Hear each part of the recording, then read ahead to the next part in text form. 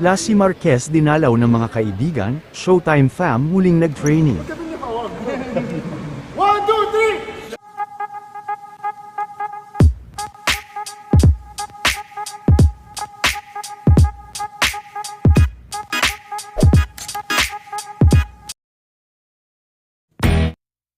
Sa pagkawala ng ama ng Showtime host na si Mr. Lassie Marquez, ay binisita naman ito ng kanyang malalapit na mga kaibigan, at ilan nga sa bumisita dito ay ang kanyang kasama sa Bex Battalion na si Chad Kinis, maging sila Sir Ogie Diaz at Mama Loy ay kabilang din sa dumalaw dito.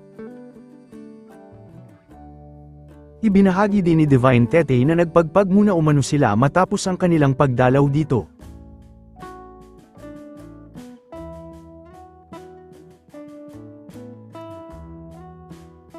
Nagpasalamat naman si MC na bago nawala ang ama ni Lassie ay nakasama pa nila ito nang sila ay bumisita kila Lassie noong Mother's Day.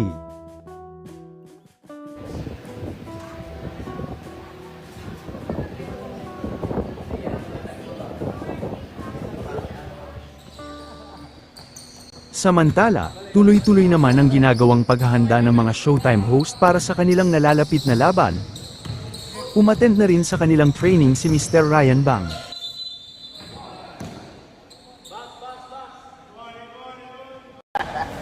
Huwag ka pinipawag. 1, 2, 3! Showtime!